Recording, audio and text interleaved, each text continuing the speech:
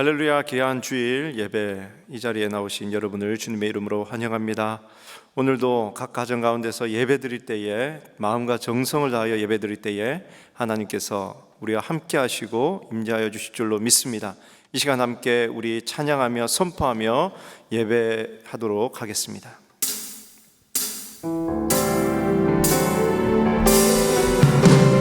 예수는 그리스도, 예수는 주, 하나님의 영으로 경배드리리. 예수는 그리스도,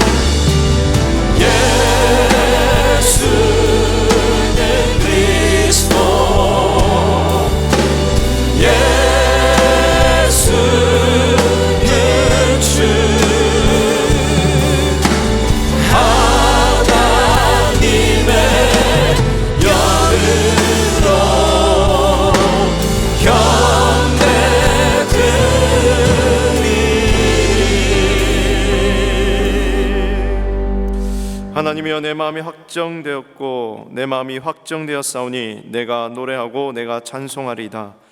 내 영광아 깰지어다, 비파야 수금아 깰지어다. 내가 새벽을 깨우리로다. 하나님이여, 주는 하늘 위에 높이 들리시며 주의 영광이 온 세계 위에 높아지기를 원하나이다. 할렐루야. 하나님 거룩하신 이름을 찬양합니다.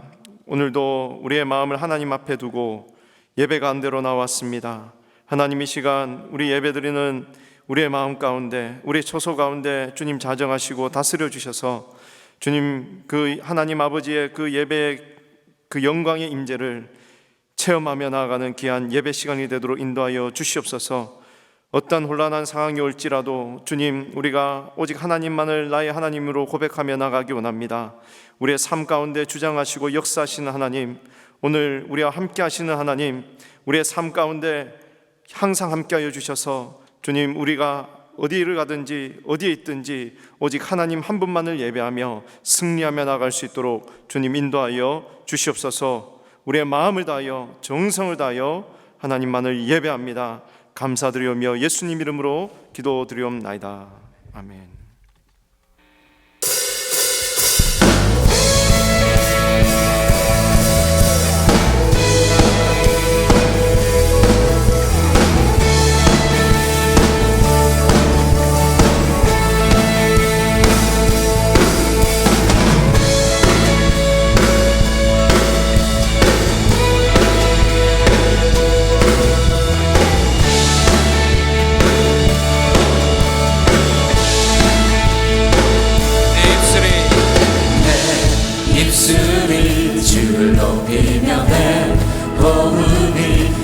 섬기니 무엇이 나를 두렵게 하리. 주 잠잠히 나를 비추며 주 가득히 나를 채우니 무엇도 나를 흔들지 못하리. 주 사랑이 내게 들어와 모든 두려움 사라지게 해. 영원히 주 찬양 찬양 내 영혼 춤추리. 주 사랑이 내게 들어와 모든 어둠 사라지게 해. 영원하신 그의 사랑 안에 난 거하리.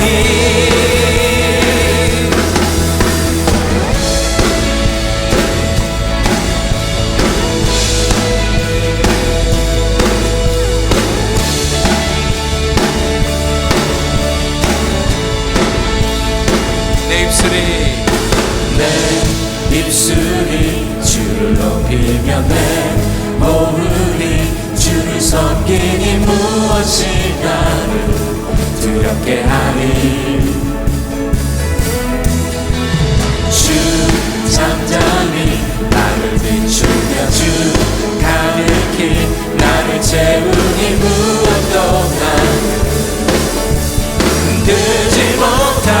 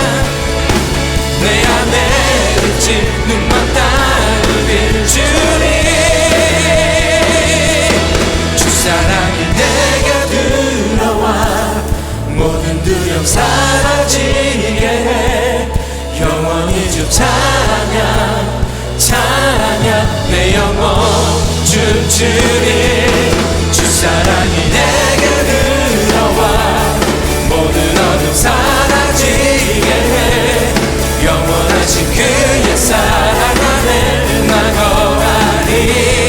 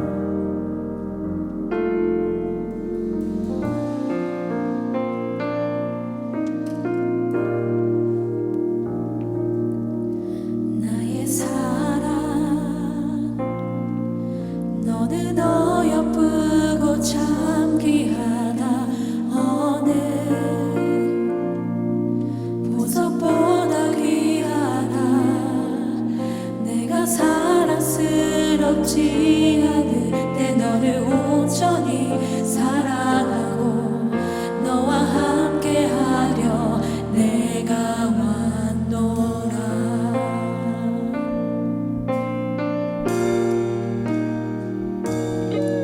주의 사랑 이 사랑은 결코 변치 않아 모든 계절 돌보시네 푸른 마르고 꽃은 시드나 주의 말씀은 신실해 실수가 없으실 주만 바라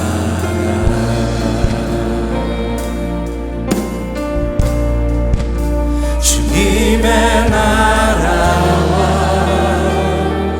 뜻이 나의 삶 속에 임하시며 주님 알기를 주만 보기를 소망해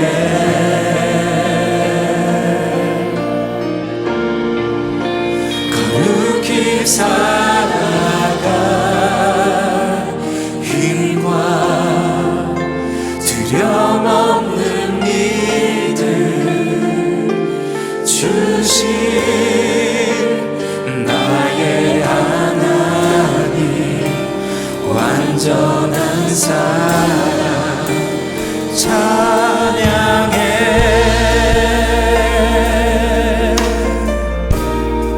주의 사랑 주의 사랑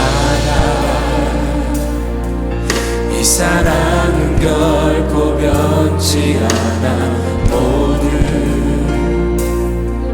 계절 돌보시네 푸른 마르고 꽃은 시드나 주의 말씀은 신실해 실수가 없으실 주만 바라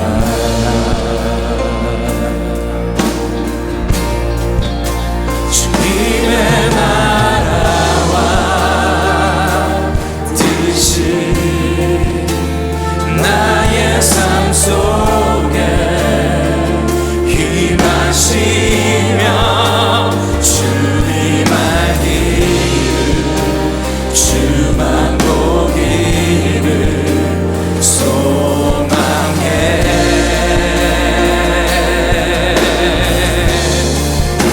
거룩히 살아가 힘과 두려움 없는 믿음 주신 나의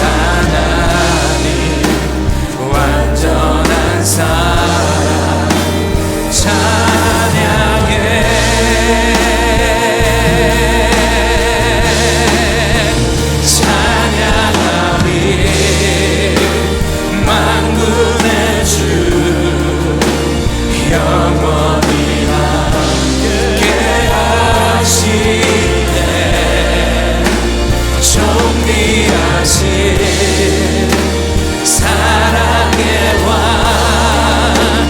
영원히 통치하시네 찬양하리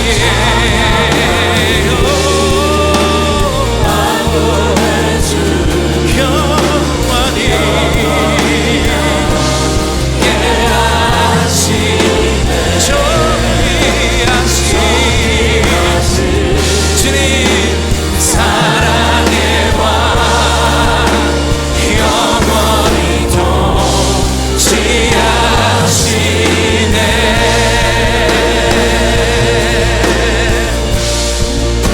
주님의 나라와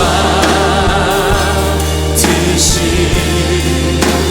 나의 삶 속에 임하시며 주님 알기를 주만 보기를 소망해 길 살아가 힘과 두려움 없는 믿음 주신 나의 하나님 완전한 사랑 찬양해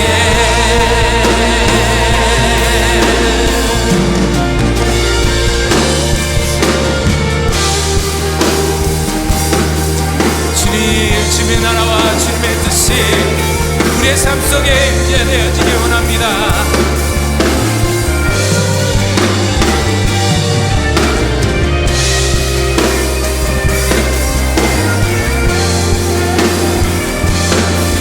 주님 거룩히 살아가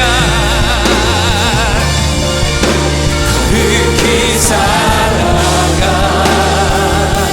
힘과 두려움 없는 믿음 주신 나의 하나님 완전한 사랑 찬양해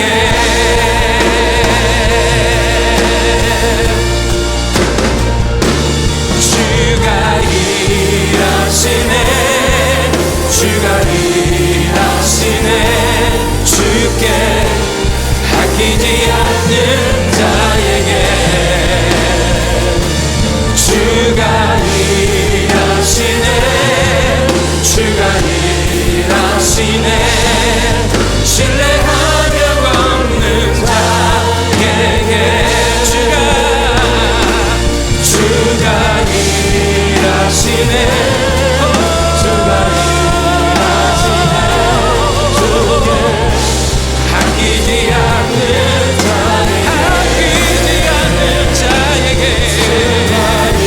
일하시네 주가 일하시네 신뢰하며 걷는 자 신뢰하며 걷는 자에게 신뢰하며 걷는 자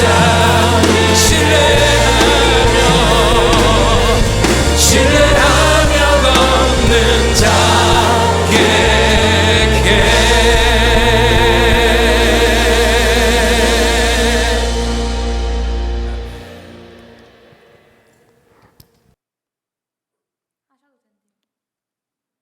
여호와는 나의 목자이시니 내가 부족함이 없으리로다. 그가 나를 푸른 초장에 누이시며 쉴만한 물가로 인도하시는도다. 내 영혼을 소생시키시고 자기 이름을 위하여 의의 길로 인도하시는도다. 내가 사망의 음침한 골짜기로 다닐지라도 해를 두려워하지 않을 것은 주께서 나와 함께 하심이라. 주의 지팡이와 막대기가 나를 안위하시나이다. 아멘. 죽어가는 저희를 사망 권세에서 건지시고 두려움과 고통 가운데 있던 저희를 구원하여 주시고 주의 귀한 자녀로 삼아주신 주님께 이 시간 찬양과 존귀와 영광을 올립니다. 저희는 어리석어 아직도 세상에 허망한 것을 쫓고 두려움과 어둠 속에 살아가고 있음을 고백합니다. 이 시간 주님의 능력을 다시 바라보게 하시고 주님이 저희와 함께 이 어둠 속에, 이 고통 속에 함께 하심이라는 말씀을 기억하게 하여 주시고 주의 십자가를 의지하고 나아가는 저희가 될 수 있도록 인도해 주시옵소서. 주님 감사합니다. 이 어려운 시기 가운데서도 연약한 저희들 광야 예배로 또 온라인 예배로 불러주시고 주님께 영광과 찬양을 올릴 수 있는 이 귀한 시간을 허락해 주심에 감사드립니다. 장기화된 팬데믹 속에서 점점 예배가 멈추고 기도가 멈추고 영이 죽어가게 되는 이 혼돈의 시대 가운데서도 주님, 저희가 주를 바라보게 하시고 주의 십자가를 놓치지 않게 하여 주시옵소서. 우리를 구원해 주실 분은 오직 예수 그리스도의 능력임을 주장하게 하여 주시옵고 죽어가는 이 세상의 절망을 바라보는 것이 아니라 크신 주의 사랑과 예비하신 주의 능력을, 주의 인자하심을 바라보며 찬송하며 주를 증거할 수 있도록 능력의 능력을 더하여 주시옵소서. 이 시간 우리 몸된 교회를 위해서 기도합니다. 주님 안에서 한 몸된 저희가 주님 닮은 사랑으로 서로를 섬기고 기도하게 하시고 그리스도 안에서 하나가 될 수 있도록 인도해 주시옵소서. 또 다가오는 추수감사절 연합 예배를 주님 축복해 주사 상황을 보는 것이 아니라 주님을 바라보고 감사하며 주님의 전에 나와 주께 감사와 영광을 올리는 귀한 은혜의 시간이 될 수 있도록 인도해 주시옵소서. 이 어려운 상황 속에서도 교회를 위해서 기도하고 헌신하고 계시는 많은 사역자분들과 리더자분들을 위해서 기도하기 원합니다. 주일 예배 후 진행되고 있는 리더십 기도회를 축복해 주시고 기도가 멈추지 않고 모든 성도님들이 다 함께 기도로 동참하고 이 어려운 시기를 잘 이겨나갈 수 있도록 함께해 주시옵소서. 이 시간 말씀을 전하시는 박성근 담임 목사님을 위해 기도합니다. 항상 주님의 사랑과 위로가 넘치게 하시고 영육간의 강건함으로 붙들어 주사 축복을 더하여 주시고 성령으로 기름 부어 주셔서 오늘 주님의 능력으로 선포되어지는 생명의 말씀을 통해 저의 심령이 깨어지고 영이 변화되는 은혜의 시간이 될 수 있도록 인도해 주시옵소서. 이 예배의 시작과 끝을 온전히 주님께서 주장하여 주시옵고 이 모든 말씀 언제나 우리 곁에서 살아 역사하시는 예수 그리스도의 이름으로 간절히 기도드렸습니다. 아멘.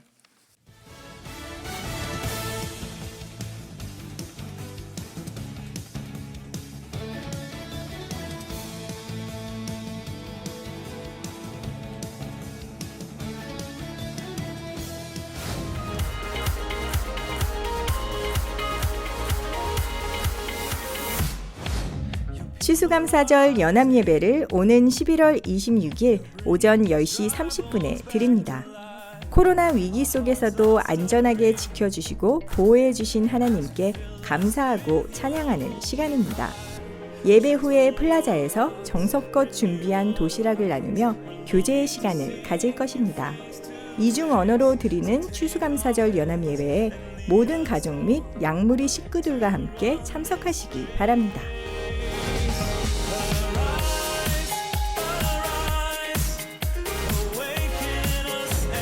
프레즈노 몽족 단기 선교를 오는 토요일 아침 6시에 출발합니다. 단기 선교 참가자들은 미션센터 지하 주차장에 주차하시고 현관 앞에 모여 함께 기도하신 후에 출발하시기 바랍니다. 계속해서 선교를 위한 터키 도네이션을 받고 있습니다. 성도님들의 헌신으로 좋은 픽업 트럭을 저렴한 가격으로 잘 구입하여 사용하고 있습니다. 사역 시간이 많이 단축되어 더 많은 가정들을 방문할 수 있다고 합니다. 하나님께 영광 돌리고 성도님들께 감사드린다는 선교사님의 인사 말씀을 전해드립니다.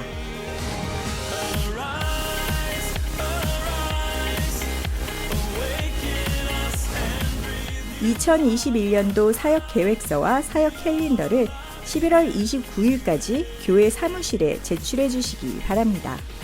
각 상임위원장, 부서장 및 교구 목자들이 제출한 사역에 한하여 반영됩니다.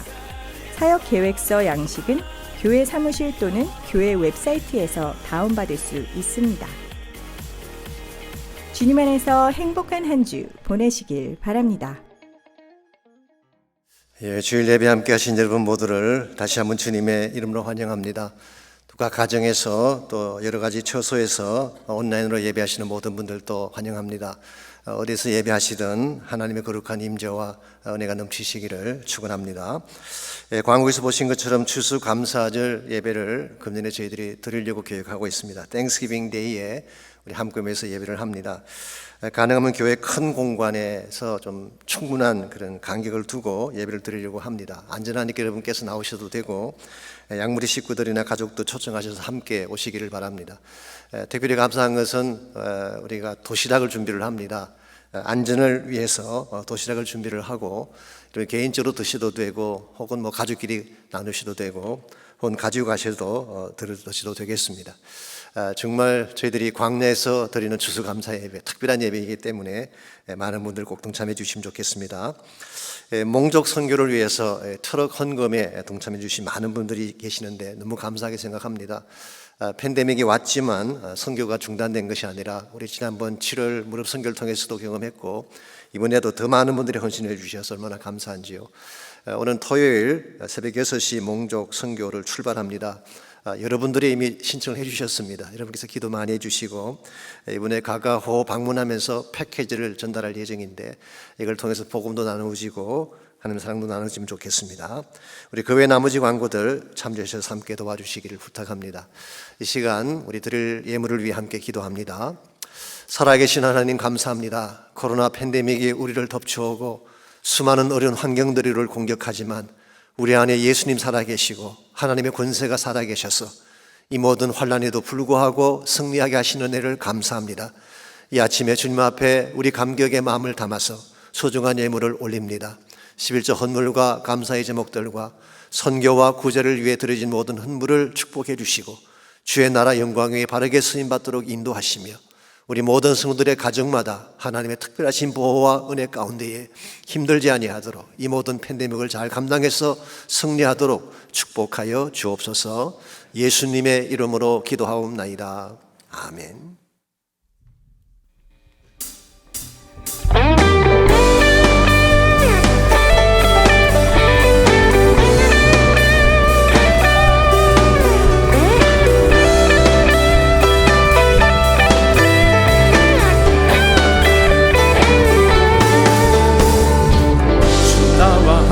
하시니 부족함 없네예 그가 나를 이끄시니 주 따른 애에 의의 거리로 날 인도하네 내 영혼 노래해 어두운 길 걸어갈 때에 난 노래하네 주 나와 함께 하시니 나 두려움 없네 주의 선함과 인자하심이 평생 날 따르리 찬양 높이 계신 주께 우리 맘을 열어 높여 모든 영광 돌리세 주 사랑하는 자 나 주께 나와 높이세 주의 영혼에 찬양 높이 계신 주께 우리 맘을 열어 높여 모든 영광 돌리세 사랑하는 자다 주께 나와 높이세 주의 영혼에 주 나와 함께 하시니 부족함 없네 그가 나를 이끄시니 주 따른 애에 의의 거리로 날 인도하네 내 영혼 노래해 어두운 길 걸어갈 때에 난 노래하네 주 나와 함께 하시니 난 두려움 없네 주의 선함과 인자하심이 평생 날 따르리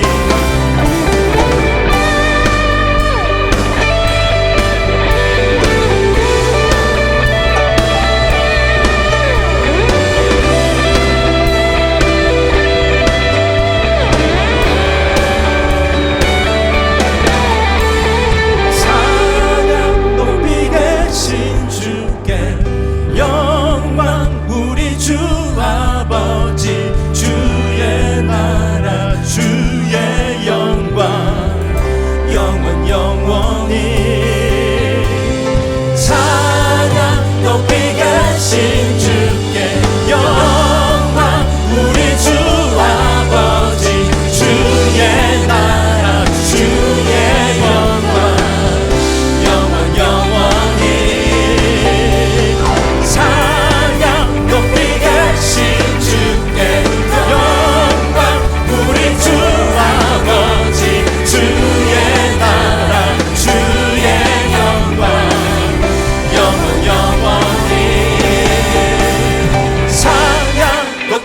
계신 주께 우리 마음을 열어 높여 모든 영광 돌리세. 주 사랑하는 자 나 주께 나와 높이세. 주 내 영혼에 찬양 높이 계신 주께 우리 마음을 열어 높여 모든 영광 돌리세. 주 사랑하는 자 나 주께 나와 높이세. 주 내 영혼에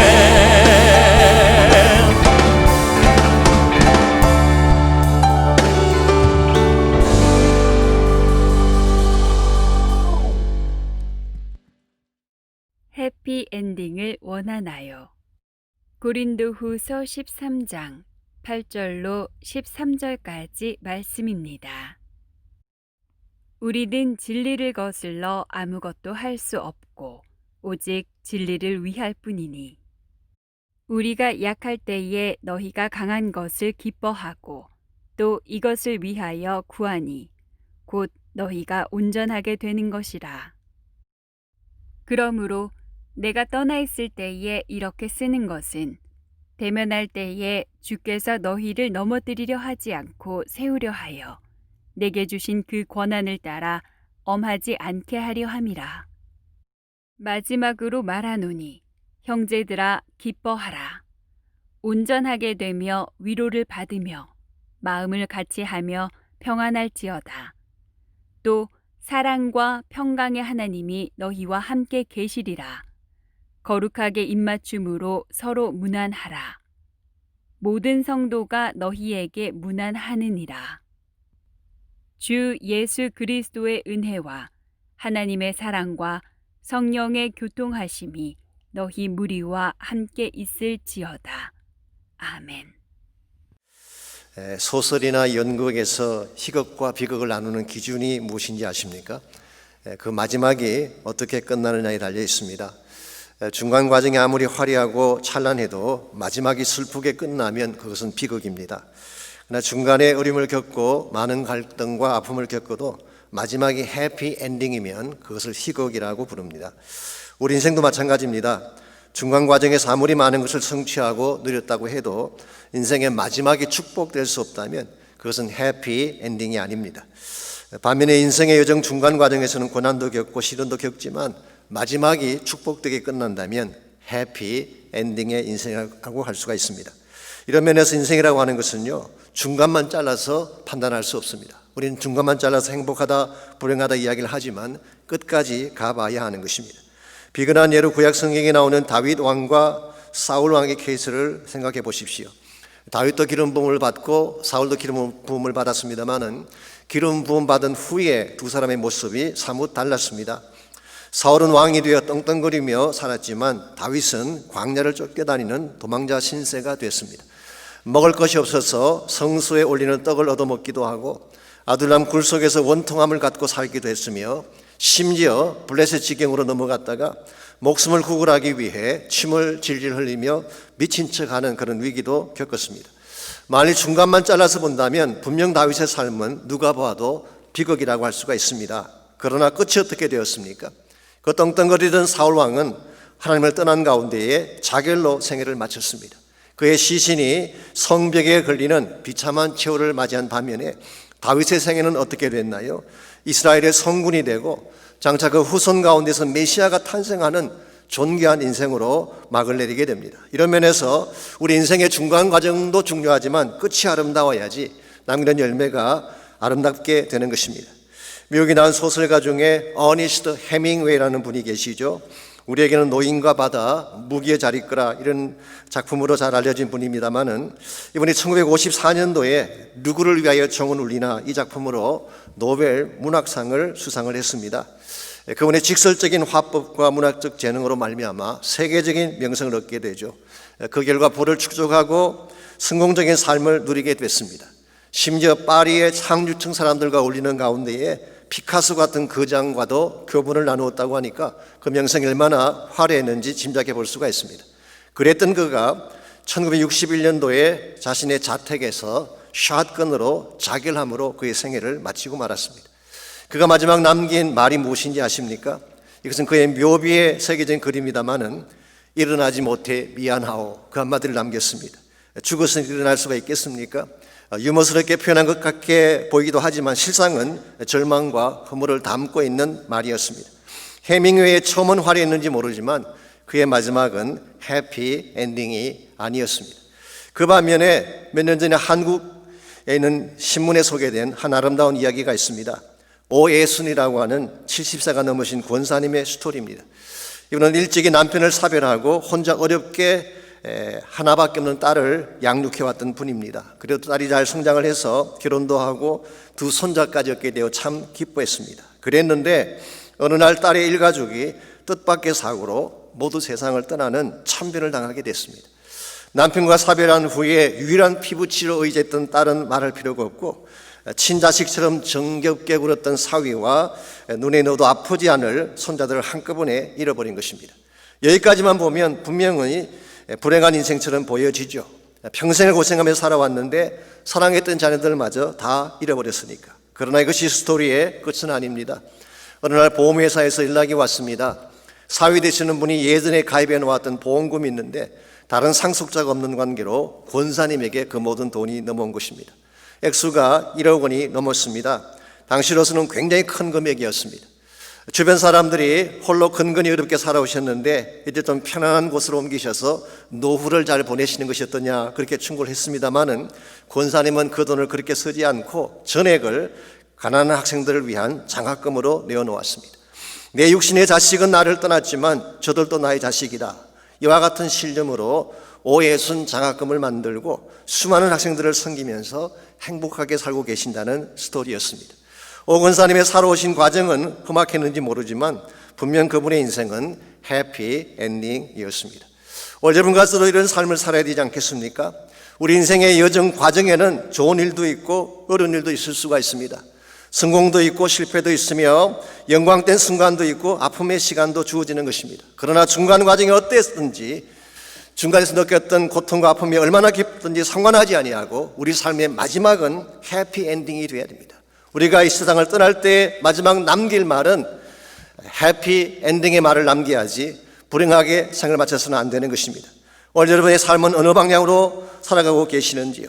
현재적 삶의 만족을 위해서 삶을 낭비하는 가운데에 불행한 결말로 치닫고 계시는지 아니면 지금 현재는 어려움을 당할지라도 장차 주어질 더 큰 영광을 바라보며 해피 엔딩을 향해 달려가시는지요? 우리 그리스도인들은 해피 엔딩의 삶을 추구해야 됩니다. 그리 하나님께도 영광이 되고 우리 삶의 열매도 아름다워지기 때문에 우리가 어떻게 하면 우리가 사는 이 인생이 해피 엔딩으로 잘 마무리되게 할 수가 있을까요? 오늘 본문을 중심으로 이것을 함께 정리해 보기를 원합니다. 오늘 본문의 말씀은 고린도서를 총마무리하면서 바울이 던지는 마지막 결론의 말씀이 소개되어 있습니다. 오늘로서 약 1년 반 동안 함께 공부해왔던 고린도서가 그 대단원의 막을 내리게 됩니다. 이 고린도 교회는 바울이 가장 사랑했던 교회였죠. 동시에 바울의 가슴에 가장 큰 아픔을 남겨준 교회이기도 했습니다. 그동안 말씀을 드린 것처럼 바울은 4차례에 걸친 편지를 통해서 때로는 책망을 하기도 하고 때로는 위로를 주기도 했습니다. 때로는 경고와 갈등과 투쟁을 표현했는가 하면 때로는 견딜 수 없는 아픔과 분노를 적기도 했습니다. 그러나 오늘 이 편지의 마지막을 장식하며 바울이 기록하고 있는 권면을 보십시오. 축복의 메시지로 그 끝을 장식하고 있습니다. 11절 말씀 보겠습니다. 마지막으로 말하노니 형제들아 기뻐하라. 온전하게 되며 위로를 받으며 마음을 같이하며 평안할지어다. 또 사랑과 평강의 하나님이 너희와 함께 계시리라. 거룩하게 입맞춤으로 서로 문안하라. 여기 나오는 동사가 명령형으로 되어 있긴 합니다만은 사실은 기원을 의미하는 말씀입니다. Finally, my brothers, I wish you all have joy. 나는 너희들 모두가 기뻐하기를 원한다. 온전하게 되며 위로를 받으며 한 마음이 되며 평안할지어다. Peace be with you. 또 사랑과 평강의 하나님이 너희와 함께 계시리라. 진노와 심판의 하나님이 아니라 God of love and peace be with you. 이것은 대단한 축복의 기원이 아닐 수가 없습니다. 그러고 나서 거룩한 입맞춤으로 문안할 것을 요구한 후에 온 지역의 교회들이 너희들에게 문안한다. 이 말씀을 적고 나서 13절을 보시게 되면 어떤 말씀이 기록되어 있나요? 주 예수 그리스도의 은혜와 하나님의 사랑과 성령의 교통하심이 너희 무리와 함께 있을지어다. 신약 성경에 기록된 기도문 가운데 가장 파워풀한 축복 기도입니다. 성삼위의 이름으로 드리는 축복의 기도로 오늘 성경의 마지막을 적고 있습니다. 저는 여기에 바울의 위대한 측면이 있다고 생각을 합니다. 중간 과정은 힘들었습니다. 갈등하고 아파하고 분노하기도 했지만 그러나 그의 마지막 말은 축복으로 가득 차 있다는 사실, 이것이 아름다운 것 아니겠습니까? 윌리엄 바클레이는 그의 고린도후서 주석의 맨 마지막 센텐스를 다음과 같이 기술하고 있습니다. The way has been hard. 지나온 길은 힘이 들었지만 but the last word should be peace and blessing. 우리가 남기는 마지막 말은 평화와 축복이 되어야 한다. 저는 이것이 거창한 삶이라고 생각합니다. 인간관계이든 인생의 여정 그 자체이건 중간 과정은 힘들 수가 있죠. 갈등하며 아파할 수도 있는 것입니다. 그러나 그 과정이 어땠든지 우리가 남기는 마지막 말은 축복이 되어야 하는 것입니다. 왜냐하면 우리 예수님이 언제나 저희들에게 주시길 원하시는 것이 해피엔딩이기 때문에. 여러분, 성경의 주제는 해피엔딩입니다. 하나님의 구속 역사는 마지막에 하나님이 하나님 나라를 회복하고 우리 모두를 축복하신다고 하는 것이 성경 전체 메시지의 마지막 엔딩이에요. 그러므로 여러분과 저는 분명히 중간 과정이나 처음은 힘들지라도 마지막을 아름답게 장식을 해야 되는 것입니다. 사실 우리는 이 면에서 좀 연약한 면이 있습니다. 반대로 할 때가 참 많이 있죠. 처음에는 잘하는데 마지막 처리가 잘못되어져서 관계가 깨어지기도 하고 힘들어하는 케이스를 흔히 볼 수가 있습니다. 제가 오래전에 어떤 작가 한 분이 결혼에 대해 묘사한 글을 본 적이 있는데요. 신혼 때는 부부가 밤참으로 피자를 먹으면서 즐기지만 1년 좀 지나가면 냉장고에서 아무것이나 꺼내 먹다가 10년 정도 지나면 부부 싸움하느라고 아무것도 먹지 못한다. 이게 무슨 말일까요? 처음에는 달콤했는데 갈수록 쓴맛이 난다, 그런 뜻 아니겠습니까? 여러분, 인생을 살아가다 보면요, 좋은 때도 있고 싫어할 때도 있습니다. 정이 갈 때도 있고 미움이 솟구치는 날도 있죠. 우리 모두가 연약한 인간이기 때문에 그렇습니다. 심지어 빌리그램 목사님의 사모님 같은 분도 이런 말씀을 하신 적이 있다고 그러지 않습니까? 이건 빌리그램 목사님 설교에 나오는 이야기입니다. 한 번은 기자가 물었어요. 혹시 남편을 미워해 보신 적이 있습니까? 그때 사모님이 never, 절대 그런 적은 없습니다. 차라리 죽이고 싶었던 적은 있었지만 I thought of murder. 차라리 죽이고 싶은 적은 있었지만 미워한 적은 없었다고. 여러분, 이것이 인간입니다. 우리 모두에게는 아파할 수 있는 마음들이 있고 상처를 주기도 하고 받기도 하는 것입니다. 혹시 젊은 분들 가운데에 갈등 가운데 힘들어하는 분이 있다면 여러분만 그런 거 아니에요. 우리도 다 겪었던 과정이고 모든 인간이 다 그렇게 사는 것입니다. 이와 같이 우리 삶의 현실 자체는 힘들어하기도 하고 아파하기도 하고 인생의 과정 자체는 많은 고통과 갈등을 안고 있지만 그럼에도 불구하고 우리 삶의 마지막은 해피 엔딩이 되어야 합니다. 그래야지 여러분 자신에게도 복이 되지만 하나님께도 영광이 되기 때문에. 자, 그렇다면 우리가 한 번밖에 살지 못하는 인생인데요, 어떻게 하면 우리 삶의 마지막을 아름답게 잘 장식함으로 하나님께도 영광을 돌리고 우리 자신의 삶에도 귀한 자취를 남기며 살아갈 수 있을지, 오늘 본문을 보시게 되면 여러분과 제가 인생을 살아가는 과정에서 행복되게 결론을 맺으려면 꼭 필요한 몇 가지 원리가 오늘 본문에 소개가 되어 있습니다. 우리가 해피엔딩의 삶을 살기를 정말 원한다면 첫 번째로 진리와 함께 가야 됩니다. 진리와의 동행이 있어야지 해피엔딩을 맺는 것입니다. 8절 말씀 보시게 되면 사도 바울이 일평생을 살아올 때 가장 중요하게 생각했던 삶의 모티베이션, 삶의 동기 하나가 8절에 소개가 되어 있습니다. 우리는 진리를 거슬러 아무것도 할 수 없고 오직 진리를 위할 뿐이라고 했어요. 킹제임스 버전을 봤더니 We can do nothing against the truth but for the truth. 우리는 진리에 대해서는 절대로 거역할 수가 없고 오직 진리를 위한 삶만 산다, 그런 고백이었습니다. 여기서 말하는 진리는 1차적으로는 복음의 진리를 말합니다. 왜냐하면 지금까지 말씀해 오신 내용이 복음에 대한 스토리였기 때문에. 그러나 동시에 저는 이것이 바울의 삶 속에 나타난 예수 그리스도의 진리 그 자체를 의미한다고 보고 있습니다. 실제로 바울의 삶 속에는 진리가 있었어요. 진리의 말씀도 있고 하나님이 주시는 계시의 말씀도 있었어요. 오직 예수 한 분만이 구원자라는 진리가 그에게 있었습니다. 그분만이 소망이요 생명이라는 진리가 있었고 그분의 십자가만이 유일한 구원의 길이라고 하는 진리가 바울의 삶 속에 있었어요. 이것이 바울의 삶을 드라이브했던 가장 강력한 힘이요 동기라고 말할 수가 있습니다. 이 진리를 나누고 전파하기 위해서 바울은 어디든 갔어요.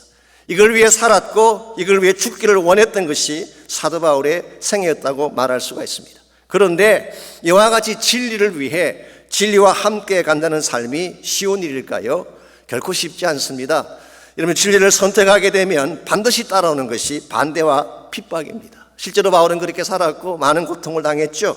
차라리 타협을 하면 박해는 주어지지 않습니다. 세상과 적당히 타협하고 그 짓에 묻혀 살게 되면 maybe 더 편안한 삶을 살게 될지도 모르겠어요.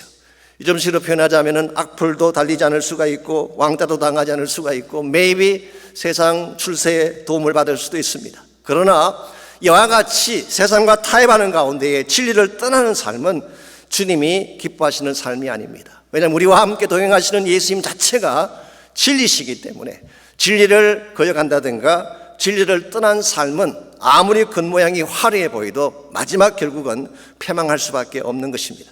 실제로 복음서를 보시게 되면 진리이신 예수님께서 어떻게 사셨는지가 복음서에 자세하게 소개가 되어 있습니다. 진리 자체이신 예수님이 이 땅에 태어났을 때에 사람들은 그를 거부했습니다. 예수님께서 공생애를 시작하며 진리를 선포했을 때에 사람들은 오해하고 경계하고 배척했죠. 때로는 미치광이로, 때로는 반민족주의자로, 때로는 율법 폐지론자로, 심지어는 귀신 들렸다고 누명을 씌워서 쫓아내기도 했습니다.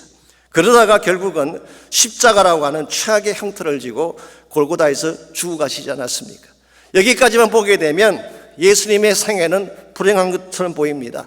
예수님의 진리는 가치가 없는 것처럼 보여지죠. 그러나 예수님은 사흘 만에 부활하심으로 그분이 지금까지 선포했던 말씀이 진리인 것을 증명하셨고 예수 그리스도 한 분만이 하나님께로 갈 수 있는 유일한 구원의 길이라는 사실을 선포함으로써 온 인류를 구원하며 모든 사람에게 생명을 주는 아름다운 열매를 남기지 않았습니까?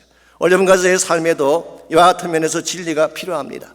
진리와 함께 가는 것이 힘들긴 하지만 진리와 같이 가야지 하나님 기뻐하는 열매도 맺을 수가 있게 되고 삶의 방향도 바르게 되는 것입니다. 그런데도 불구하고 오늘 이 시대를 사는 사람들 중에는 진리가 아닌 적당한 처세술로 인생을 살려고 하는 분들이 많습니다. 이건 대단히 위험한 선택이 아닐 수가 없습니다. 하나님의 길을 떠나게 되면 잘 살 것 같지만 사실은 망하는 길이기 때문에 그렇습니다. 잠언 14장 12절은 다음과 같이 경고하고 있습니다. 어떤 길은 사람의 보기에 바르나 필경은 사망의 길이다 그랬어요. 사람의 보기에 바른 길이 중요한 게 아니라 하나님 보시기에 바른 길이 중요하다는 뜻이에요. 여러분이 만약 세상을 따라 살고 사람들을 따라 살기 시작하게 되면 편하게 살지는 모르지만 맺게 되는 열매는 항상 파멸인 것입니다. 제가 몇 년 전에 신문기사를 통해서 읽게 된 재미있는 스토리 하나가 있습니다.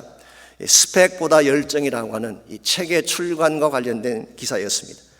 그 책의 부제가 뭐냐고 하면은 전교 꼴찌에서 삼성 맨까지라고 하는 부제가 적힌 그런 책입니다. 이 책을 쓴 분이 실업계 고등학교에서 꼴찌만 하던 사람인데 연세대학교에 입학을 했습니다. 이 정도면 굉장하죠. 괜찮은 것입니다. 그런데 이분이 여기서 멈추지 않고 전국을 돌아다니면서 강연을 했어요. 자신이 대학에서 전체 수석을 해서 졸업도 하기 전에 삼성 SDS의 특채가 되었다. 그렇게 강연을 하고 그것을 책으로 출간을 한 것입니다. 그런데 책이 출간된 지 보름 만에 일이 터지고 말았어요. 삼성 SDS에서 그런 사람 입사한 적이 없다. 그렇게 항의가 왔어요. 연세대학교에서도 그 사람 학사 경고 3번 받고 제적당한 사람이다. 그렇게 항의가 왔어요. 결국 출판사에 손해배상금 2천만 원을 물어주고 결혼하겠다던 자매에게 사기죄로 고소를 당해서 스펙보다 열정이 아니라 스펙보다 거짓이라고 하는 수치스러운 말을 남기고 사라지게 됐다는 그런 스토리. 여러분, 왜 이와 같은 현상이 벌어지는 것일까요?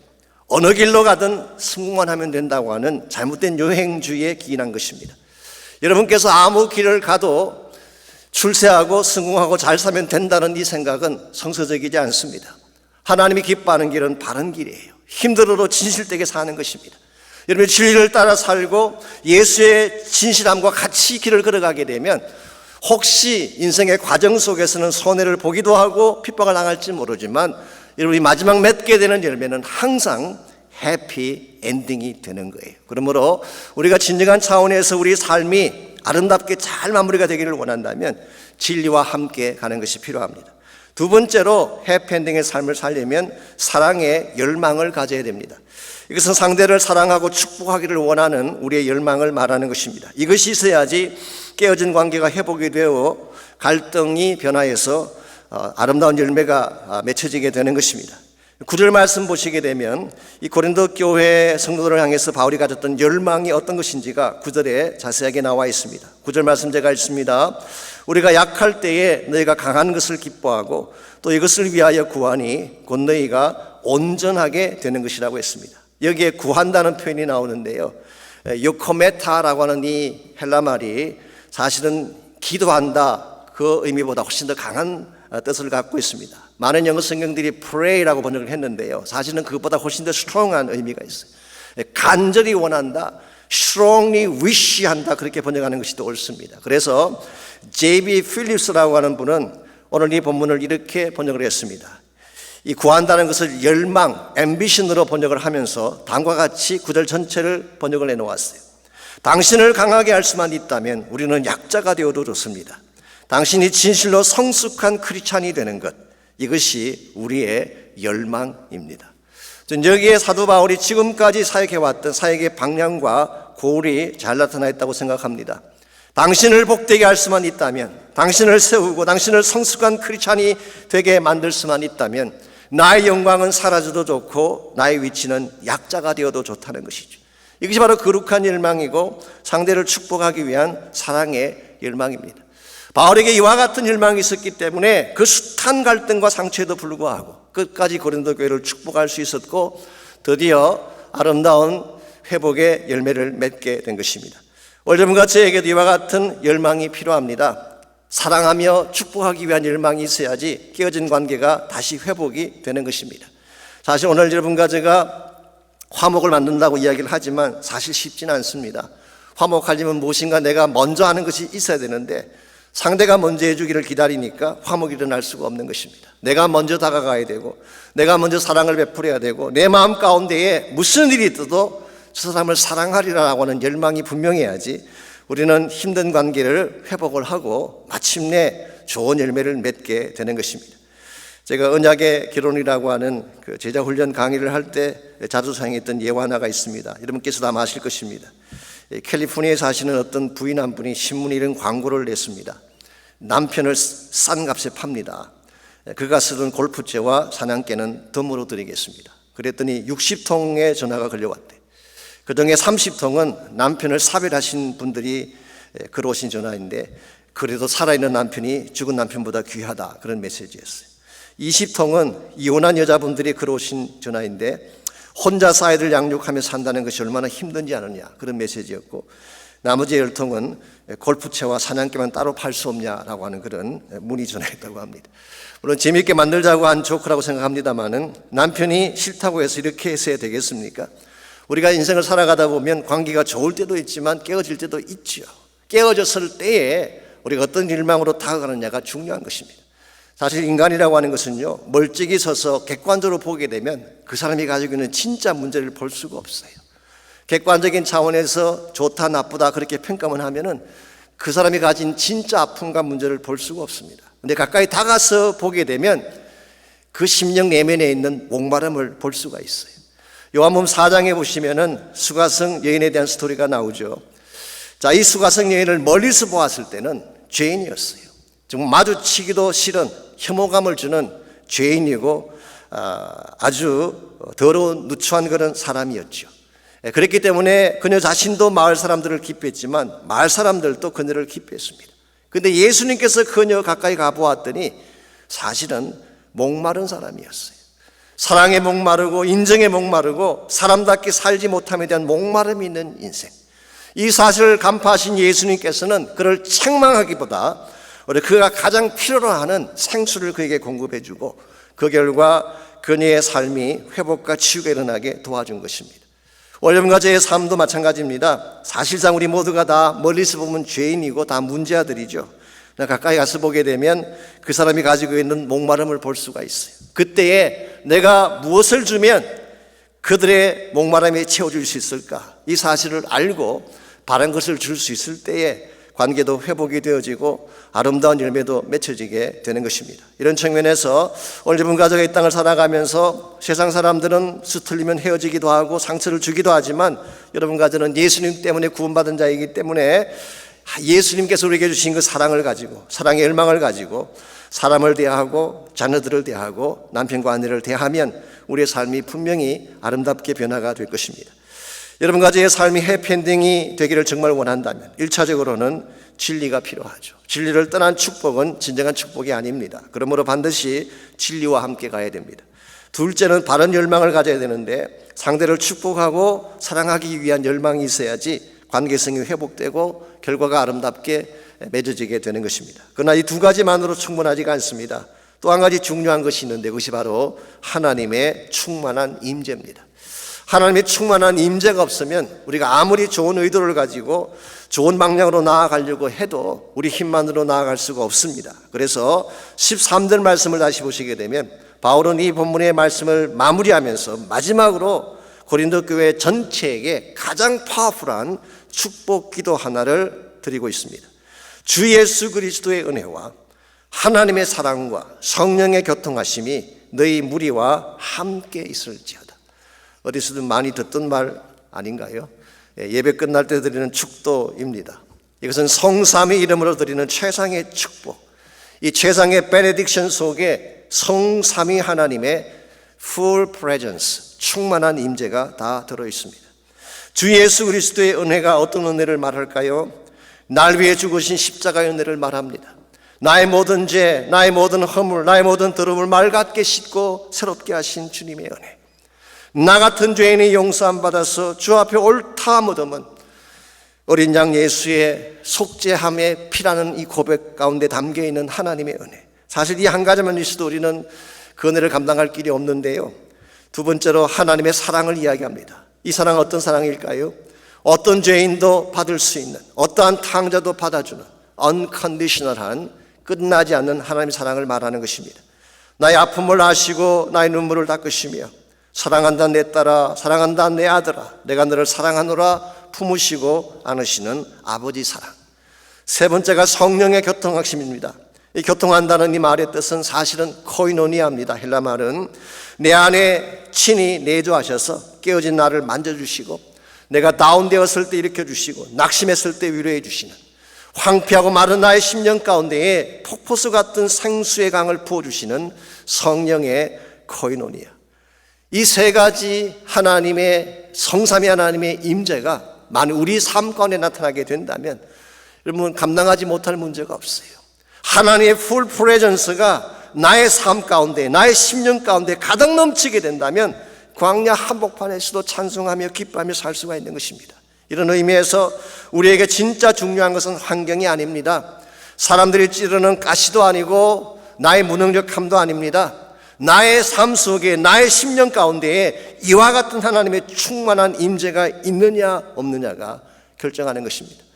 지금 우리가 코로나 바이러스 때문에 굉장히 고통을 많이 당하고 있지만요, 사실은 코로나가 문제라기보다는 내 심령 속에 무엇이냐가 더 중요합니다. 내 마음 중심에 정말 하나님이 살아계시고 부활의 능력이 살아있고 성령의 권세가 살아있다면 코로나 아니라 그보다 훨씬 더 힘든 풍랑이 찾아와도 감당할 수가 있는 것입니다. 그러므로 정말 나의 마음 중심에 하나님의 임재가 있는가, 이게 있을 때에 어려워도 극복할 수가 있게 되고 메마른 인간관계 속에서도 사랑할 수가 있게 되고 결과적으로 우리의 삶의 마지막이 해피 엔딩이 되게 하는 것입니다. 오래전에 저희 교회에서 혈액암으로 투병하시다가 천국에 가신 자매님 한 분이 계셨습니다. 제가 알기로는 그분이 한국에 계실 때 고생을 많이 하셨어요. 어릴 때 가난한 집에 태어나셔서 정말 험악한 일을 하면서 성장을 했습니다. 나중에 남편을 만났는데 그 만남이 잘못된 만남이었던 것 같습니다. 아픔과 상처의 시간을 많이 보내다가 아들 하나 데리고 미국으로 오셨어요. 그랬는데 설상가상으로 그만 백혈병에 걸리게 된 것입니다.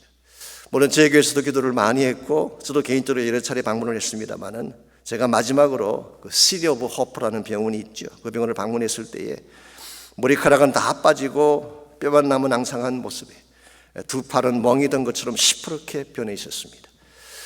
마지막에 가까우게 되면 실핏줄이 터져서 그렇게 되는 현상이라고 합니다. 그때 그분이 저를 붙잡고 물은 질문이 이것입니다. 목사님, 세상에는 잘 사는 사람도 많고 행복하게 사는 사람도 많은데 왜 제 인생이 이렇게 아픔만 있는 것일까요? 제가 할 말이 없었습니다. 무슨 말을 해야 될지를 몰랐어요. 그래서 다시 그분에게 복음을 소개해드린 후에 다음과 같은 말씀을 전해드렸습니다. 자매님, 이 땅은 우리의 영원한 본향이 아니기 때문에 그렇습니다. 이 땅에 살아가는 동안에는 아픔도 있고 고통도 있습니다. 가시에 찔리기도 하고 빼앗김도 당할 것입니다. 그러나 주님 다시 오시게 되면 우리 모두는 영화로운 몸을 입게 되고 공중에 들림받고 주를 만나서 눈물이 없는 곳에서 영혼을 보내게 될 것입니다. 그랬더니 그분의 얼굴이 환해지면서 목사님 참 그렇죠, 참 그렇죠 하면서 기쁨 속에 주님 품에 안기는 것을 본 적이 있습니다. 저는 이와 같은 것이 해피 엔딩이라고 생각합니다. 우리의 삶의 여정은 힘들 수 있죠. 중간 과정에서는 아픔과 가시에 찔릴 수도 있습니다. 그러나 예수 그리스도 안에 있는 사람들에게는 마지막에 하나님을 향한 찬양이 살아나게 되고 기쁨과 소망이 살아나기 때문에 우리는 무슨 일을 당해도 우리의 마지막은 해피 엔딩이 되는 것입니다. 여러분께서 진실로 인생을 다 산 후에 나의 삶이 참복되었다, 나의 인생은 아름다웠고 행복되었다고 말하기를 정말 원하신다면 예수님을 반드시 만나야 합니다. 우리의 노력과 힘만으로 인생을 해피엔딩 만들 수 없어요. 그러나 주님과 함께 가게 되면 예수님께서 여러분과 저의 삶을 해피엔딩으로 만들어 주십니다.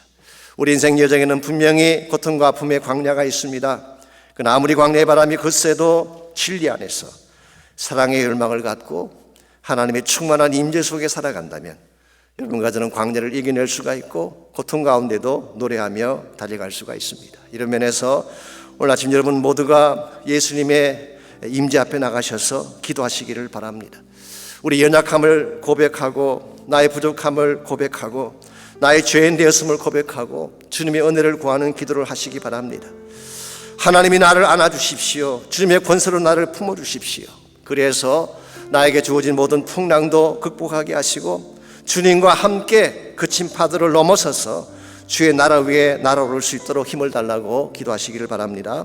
혹시 여러분 가운데 아직도 예수님 만나지 못한 분이 혹시 계신다면 마음의 문을 열고 주님을 초청하는 기도를 드리시기 바랍니다.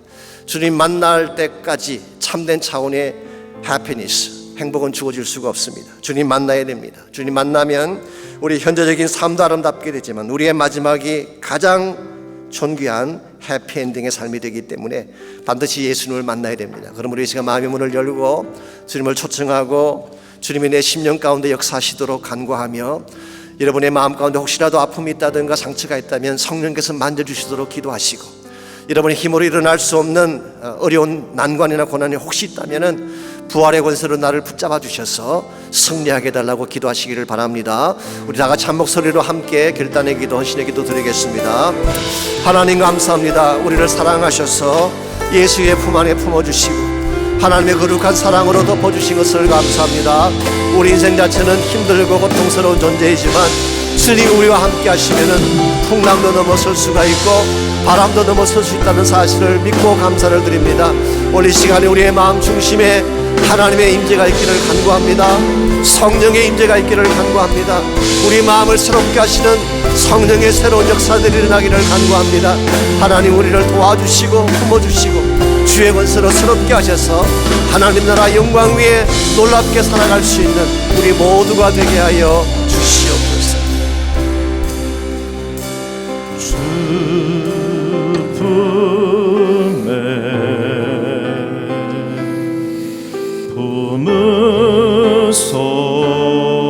품으소서 능력에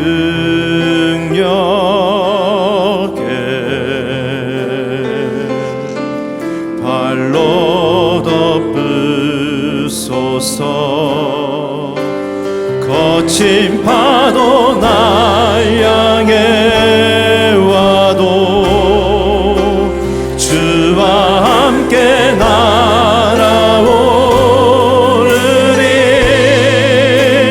폭풍 가운데 나의 영혼 잠잠히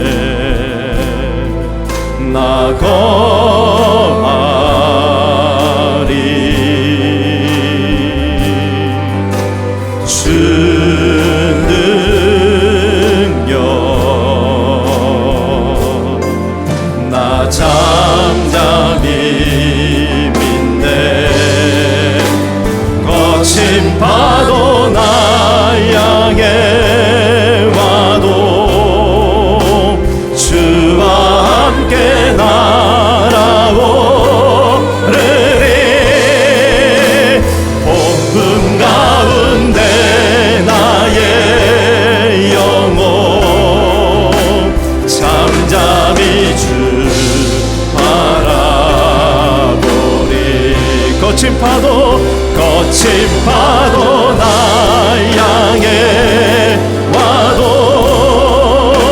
주와 함께 날아오르리.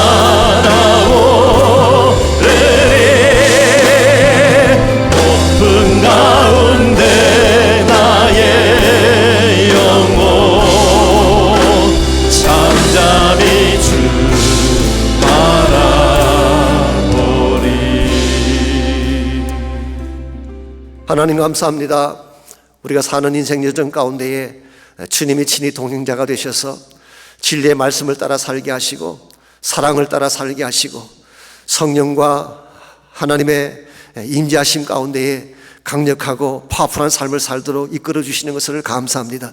우리 환경은 점점 어려워져 가고 코로나는 점점 확장된다고 하는데 그러할지라도 우리 10년 가운데 임재하신 주님 꼭 붙잡도록 도와주셔서 그 권세로 이기게 하시고 진리의 말씀으로 승리하게 도와주셔서 어려운 때일수록 빛난 인생이 되게 하시고 하나님의 복음을 바르게 나타낼 수 있는 참 살아있는 믿음의 전구자들이 다 되게 하여 주시옵소서.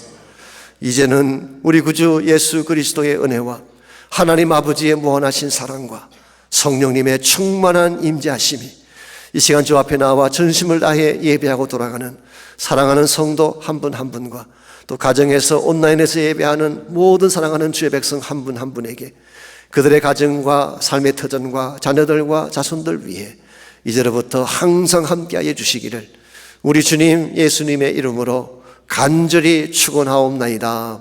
아멘.